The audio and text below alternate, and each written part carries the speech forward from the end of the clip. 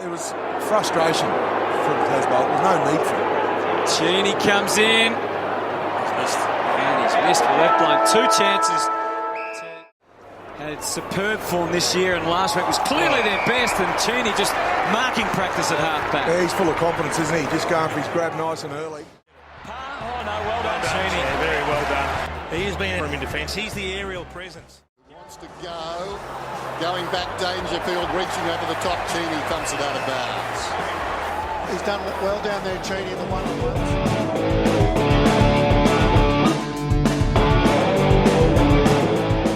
Thanks very much, Phoenix. And joining us tonight for a player interview on Crowcast this evening is the defender for the Adelaide Crows, Kyle Cheney. How are you tonight, Kyle? Yeah, good, mate. How are you? Very well, thanks. Thanks very much for joining us. We really appreciate your time. Probably just if we just take you outside of football a little bit, obviously from Victoria and come over to Adelaide to play. How are you finding Adelaide, the city, and are you enjoying the city? And perhaps let us know some of the things you do outside of football, just to get yourself absorbed into the town. Yeah, the transition's been really good so far.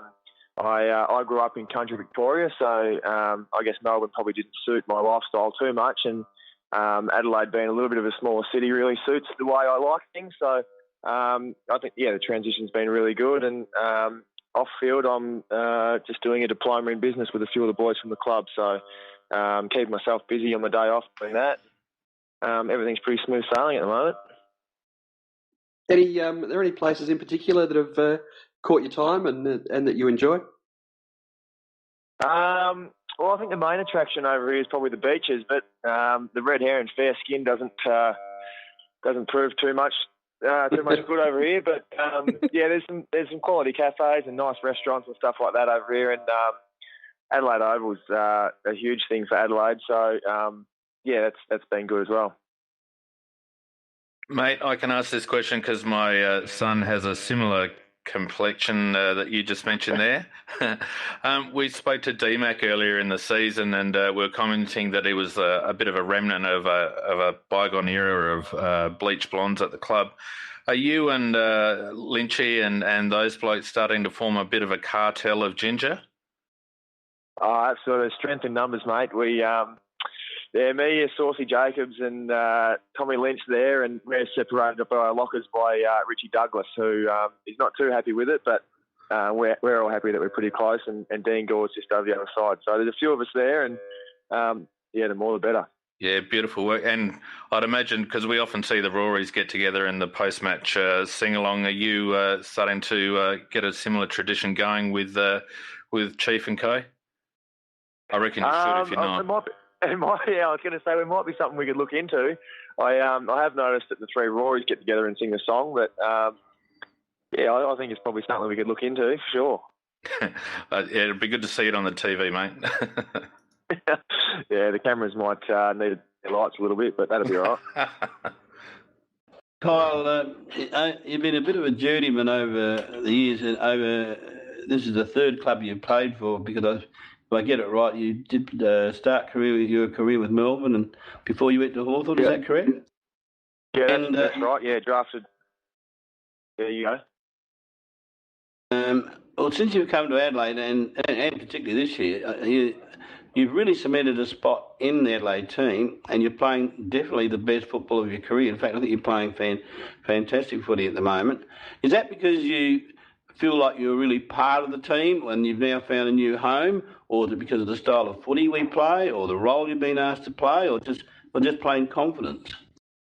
I think it's probably a combination of all the above, to be honest. I spent some time at Melbourne, and I was only pretty young when I was there, and didn't really get much of a look in. I played 14 games in 3 years, and then when I went over to Hawthorn, they were in a pretty successful era, and their back 6 and 7 was pretty locked down for most of the time I was there, and I would sort of come in and play a role. If someone was injured or Brian Lake was suspended or something like that, I'd come in and play a role, and then come over to Adelaide. And I think the personnel in the back line really complements each other. And I think when I was at Hawthorn, I played a role that probably didn't suit me too well, and I played on some taller forwards. But the role that I'm playing at the moment really suits the way I play, and we're playing some pretty successful footy as well, and we're all helping each other out where we can. And I think the key to it is we've just had 22 blokes that have contributed across the whole ground, which makes everyone play better along with that. But you personally, have you found yourself a new confidence in your own game? Because you were very, very confident last Saturday. Yeah, I think I've always been relatively confident, but like I mentioned before, I think just the role that I've been given within the Adelaide team is probably suits the way I play a little bit better. And when you've got the likes of Talia and Hardigan and Lever taking those taller forwards, it gives me the licence to play my role. And then we've got some, Brodie Smith and Rory Laird and Ricky Henderson on the weekend that provide that run and dash out of the back line. So I'm just that sort of player that sort of swings in between both those roles, and that really suits the way I play. Thanks, mate. Just a little bit further on that, Kyle, and incidentally, you could also go and stand with Kyle Hardigan and form the Kyle Club to go with the Rorys. But I just, from the outside looking in, it seems that the way that Pods is structuring up a defence, he's kind of looked at each of who he's got available, and we're structuring a game plan and a style more based around all of the assets that each of you bring. Is that something that Pods has kind of brought in? Or I think it was heading that way a little bit last year as well, but it seems to be more so this year. Yeah, I think it's a combination of Pods coming in, and also Pikey. He's obviously his first year in the role as well, and he's been huge on team defence. And everyone plays a role in defence, not just the back line that do that. And when we get pressure from the forwards with the likes of Eddie and Charlie up there, that they put pressure like no other in the competition, and the midfielders do the same thing. It makes our role a lot easier. And yeah, we've all got our certain roles, and we're all really confident in what we do with those roles. And we're gelling really well at the moment. And when we get pressure up the field, it makes our role a lot easier. And just on your ability to take those lovely hangers that you do, now and I reckon there was a couple you actually took at Melbourne. So when you're in the schoolyard, were you always one who was playing take the hangers? Was that a favourite game of yours? It probably was, yeah. Growing up in country Victoria, all our spare time we were either playing cricket or playing footy, and there probably was a few occasions where we'd just get a big group of guys and just try and take hangers on each other. But on the weekend, I was lucky enough that it was actually Rory Laird that stands at 3'2" that was underneath me. So it probably looked a lot bigger than what it was, but he's copping a bit of stick at the club about it. What is it with you guys wanting to take him out? Normally Jakey Lever has a go. Yeah, Jake, he's renowned for crashing into his own teammates, but Rory's just so courageous that he's always in that awkward position that he's running back, and he always just seems to find himself in pretty heavy collisions. But that's a credit to the way he plays, and his form's been outstanding.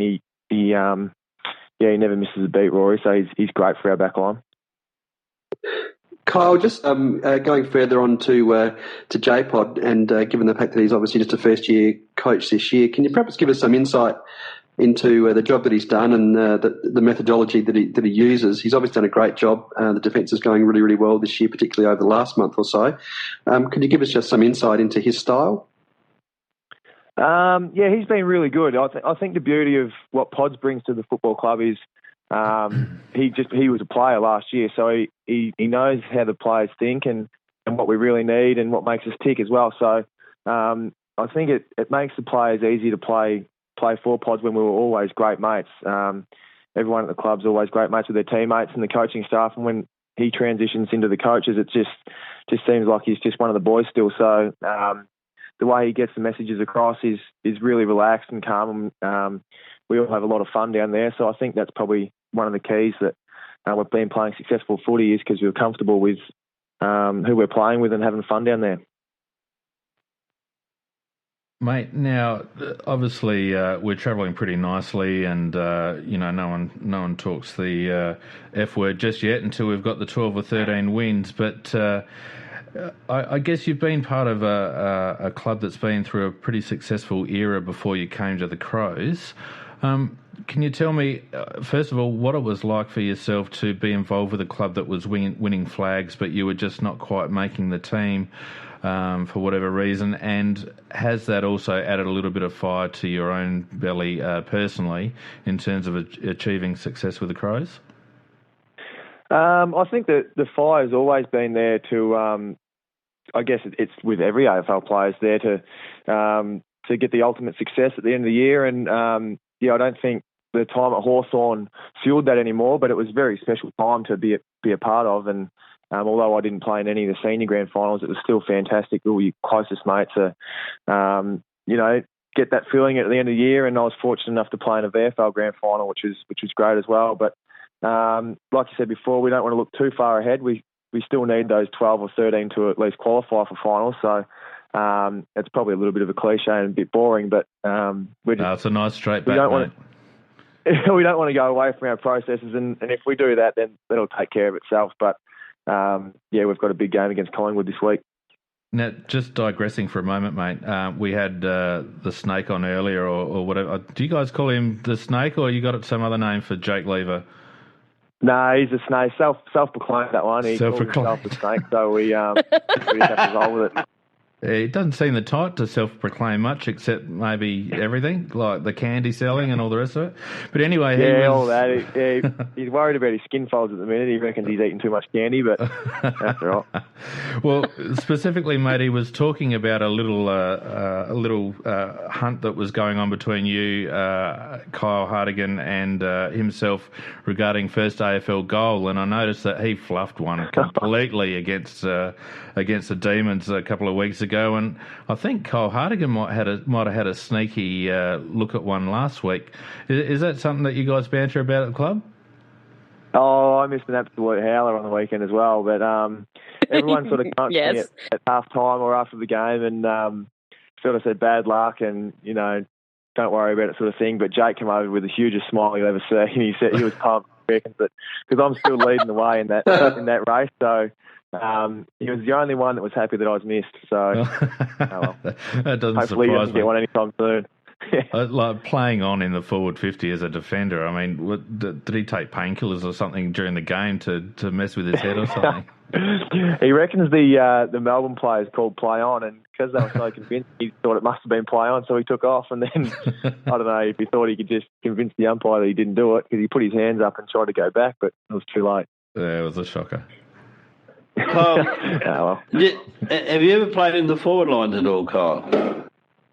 No, I haven't, and probably for good reason after the weekend. But I've always grew up as a junior playing in the midfield, and then drafted as a defender. So I've always been in the back half, and I like it down there. So if I get forward, then hopefully I can take my chances. But I obviously haven't in recent form. But the funny thing about it is that the whole three of you, the guys you were just talking about, and their shots for goal, you all look like you're about to faint when you have to have the shot. Well, it was actually, I took a mark, and it was actually Kyle Hartigan that someone gave away for a 50-metre penalty. It was Hardo that was the 50, and I was almost like, is it my kick or is it Kyle's? And the umpire confirmed it was mine. I was a little bit shattered that I had to take it, but especially after I missed anyway. But yeah, it would have been good for a goal to go through if it was any one of me or Kyle. But if Jake gets one, I'll be a little bit peeved, I think. Yeah, the whole club will be, I think. Yeah, a little bit more serious question. Just on the coach, he never seems to lose his cool or his balance. And is that just the image that we see, or is he like that all the time? No, he is like that all the time. Well, I shouldn't say all the time. I think he's probably got his chance to get a little bit angry at times, but he's really composed with his messaging that he gives the players at quarter and three-quarter time, and his meetings on a Monday and Tuesday as well. So he's a real calming influence on the playing group, and at times the players can get a little bit angry or agitated at times, but he's great, and I think all the coaching staff are really good in that area, and really calming influence for all the players. Yeah, because it seems that you've all got your message very, very clearly, and Sometimes you might just stray a little bit off plan during the game, but he gets you back on schedule again at half time. Yeah, no, well, we, I think against both Melbourne and Carlton, we didn't have the greatest of second quarters. So obviously he's messaging at half time for us to come back out and play the way we have in the last 2 weeks in the second half. It's a credit to him and his ability to recognise what the problems are and then deliver them in a way that we can receive them in a positive way and go out and play in the second half the way we have. So, it's a credit to all the coaches to be able to do that to a playing group, to change the way they're playing in the second half. Is that two-way communication, Kyle? Do you guys have a lot of input with Pikey and the line coaches about changing structures or tweaking this and that? Yeah, absolutely. He'll come in and ask for our opinion and what we think's happening out in the ground. We obviously get a better view and better feel for what's going on, and then if that matches up to what he's thinking, then he'll figure out a way to fix it and give us the way that he wants us to play in the second half or whenever the message comes out. So there is two-way feedback, and I think that's another asset that the coach has got, the ability to trust in the playing group to get the right messages across. Thanks, mate. Now, just for a bit of fun on the coaches still, they had David Teague mic'd up and they showed it on the Crows show on the weekend, and he was saying a particular word that we heard you guys refer to as being Walshy's keyword last year, which was "that's elite." Now, does Teague use elite a lot at training, like he's a little Walshy clone, or was it just something that was the video guys have kind of edited in a bit because they noticed him do it? No, he don't. I think everyone uses the word elite. That's just something that's everyone at the club seems to do, and even if it's probably not elite, it's still elite. We hit it just to kick. Everyone yells out elite, or especially Teague. He's probably got the loudest voice out of anyone, so we hear him a fair bit yelling that out. But I'm sure when there are mistakes made, then he's the first to go over there and help him. But he's also really good when someone does something well, that he gets around him and lets them know that he's really happy with how they're going. And just a quick fun one, your French bulldog Wheezy, which has probably got one of the best names for a dog ever. Now, if you could hear him breathe, you'd know why. I can imagine. Now, does he still have his issue regarding going to the toilet? And how on earth did that come about? Do you know? I've got no idea. I was on Triple M a couple of weeks ago, and we put it out to the Triple M listeners, to anyone giving me some feedback on why my dog would do that.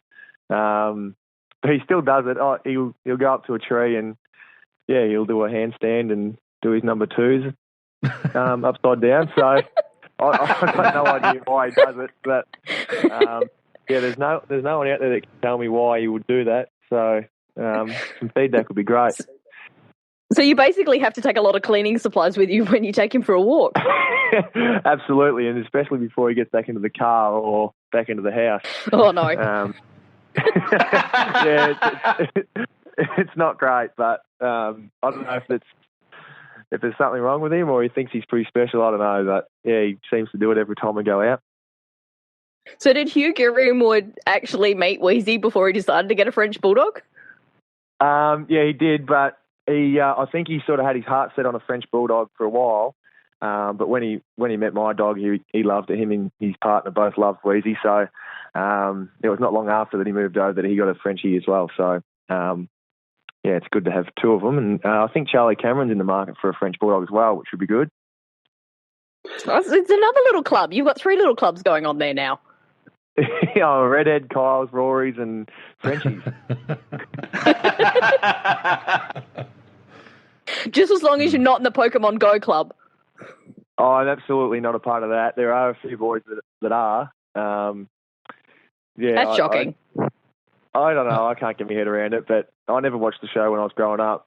But are they the single blokes that are getting into that? Oh, I'd say so. Yeah, I think so. It's I don't know. It's weird. There was actually some kids out the front of Eddie Bett's house not long ago, and he could hear him talking at the front, and he was a little bit worried, so he popped his head out, and he could see them all on their phones. It must have been a Pokemon site or whatever that the kids were trying to catch these Pokemon right at the front of his house. It's unbelievable what's going on.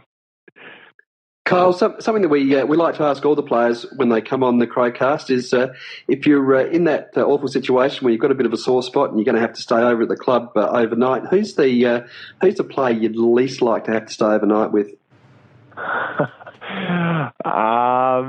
It probably seems unfair to say Jake again, but he'd have to be right up there, especially if he played a good game on that day.